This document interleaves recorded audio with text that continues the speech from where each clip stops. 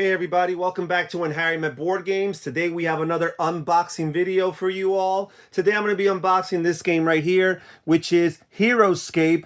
In particular, this is the Marvel set that came out back in 2007. This is no longer in print, but it has a cult following in the hobby. Lots of people are really into Heroscape, and I figured I would dabble into this board game myself. And in particular, I felt that I would invest in the Marvel theme because I am a big Marvel fan.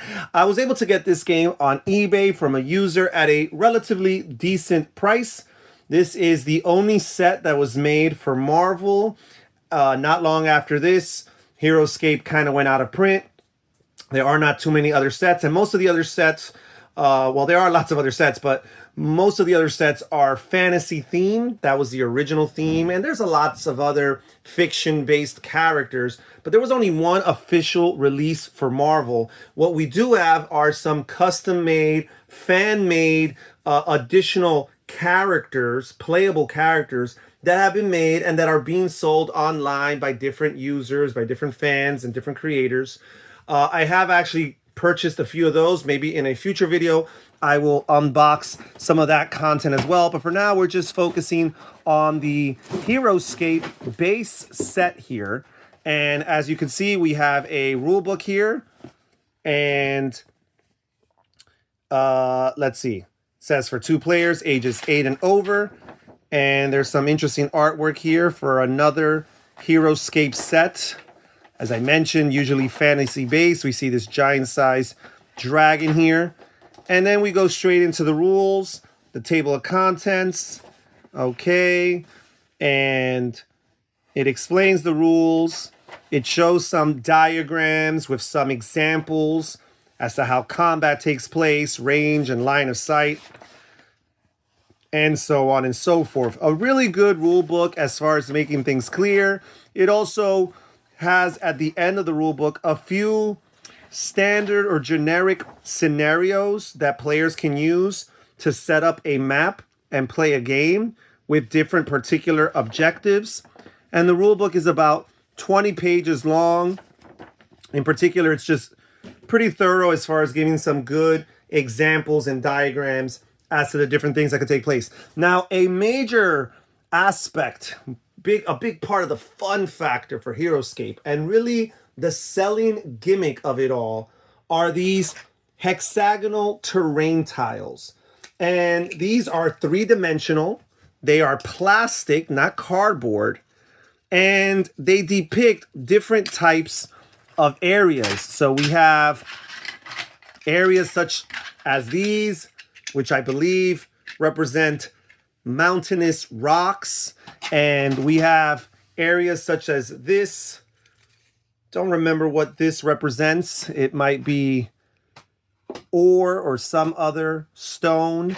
And of course, we have grassy or hill areas depicted here with the green. As I mentioned, they're 3-dimensional. They interlock. And part of the fun of the game is creating this 3-dimensional map. And it's almost like a Lego in the sense that you can stack them on one another and you can create elevated terrains. And all of a sudden, you have this big map with multiple dimensions to it, with different types of terrain that have different in-game effects. So some terrains are more difficult to traverse through. Some terrains might affect line of sight. They might affect movement or what have you, or attack. Also in this game, depending on your level of elevation, you might have an advantage or disadvantage in attack. Very realistic. Also, as you move your characters through different elevations, sometimes you will be able to move slower because of that. If you drop from too high of a height, you will sustain fall damage, possibly even have your character knocked out. So this is a really cool part of the game. Now, if you want to get creative with the builds as far as the terrains, you're going to have to purchase additional terrain. And if you go on eBay, there are lots of users who sell terrain across all the different types of terrain types.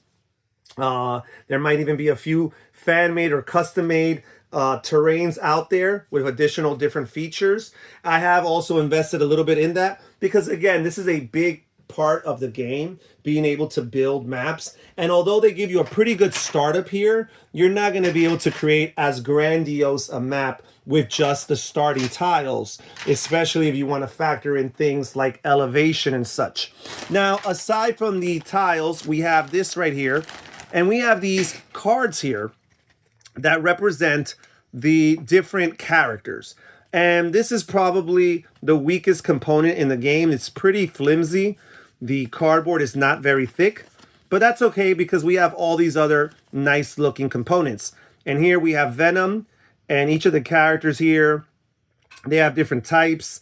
They have different rankings. They each have 3 different abilities. Some of these abilities are related to movement. Some of these abilities are related to defense. Some of these abilities are related to attacking. And they'll usually have a number after their ability. And that means you roll a d20. This is a game that includes the rolling of d20s. It's not d6s. As a matter of fact, the d20 is included here in the base set. And you roll a d20, and if you're able to meet this requirement, then you will be able to trigger said action. Also, each character has stats in each of these 4 different areas: move, range, attack, and defense. Movement will determine how many hexes this character can move across the map. Range is how far he can attack from, so a person with a range of 1 can only make adjacent attacks. And then the attack and defense dice determine how many dice the characters roll when they attack or when they defend, respectively speaking. Now, on the bottom, you also have a score of points, and this is basically for building a team. You agree to a certain maximum of points, and then you build your team according to the characters. So you might not have the same amount of characters on your team as opposed to your opponent, but you're going to have, generally speaking, the same amount of points totaled up. So you might choose to have fewer characters if 1 or 2 of them are more powerful than the others. We have Silver Surfer here. We have Thanos. We have Spider-Man. We have the Incredible Hulk. We have Captain America. And we have Iron Man. And it's interesting because for the artwork, instead of getting original artwork, what they get is a photograph of the miniature mold within the game itself. I think I would have preferred original art. But here we've got Abomination. We've got Red Skull. We've got Doctor Doom. And then we have this here, which actually represents a terrain feature, which is a breakable wall section. It's treated like a character because it has life and it has a defense stat. So each of these here depict the different Marvel characters. Again, there were no other Marvel releases officially by Hasbro and Heroscape. Instead, if you want additional superhero characters, you're going to have to search and peruse online for different fans and creators who have made such custom content.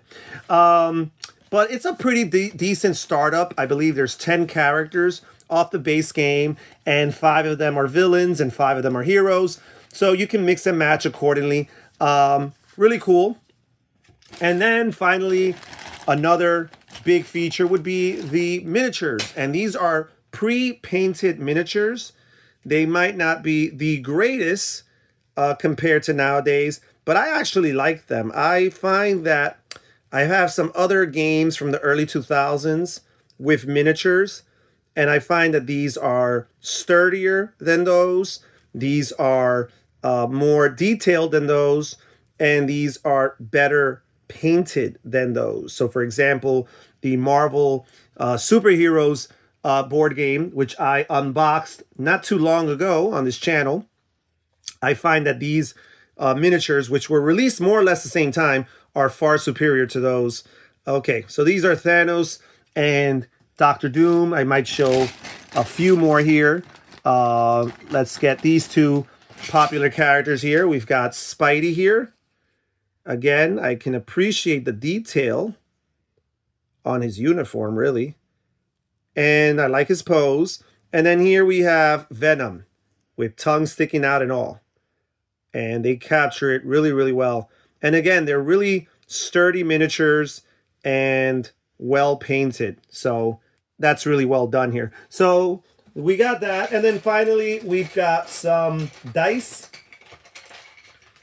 These are what the dice look like for combat. These are D6s. So I did mention we do have a D20 that's used for certain skill checks, if you will, and for determining initiative at the beginning of each round. You will roll for initiative to determine which player or which team goes first. But when you're resolving combat, you're rolling these dice for attack and for defense. And each of these venom symbols here, or whatever that symbol is there, these indicate hits. And you'll count your hits. Your opponent will roll, trying to get these blue icons, which are shields.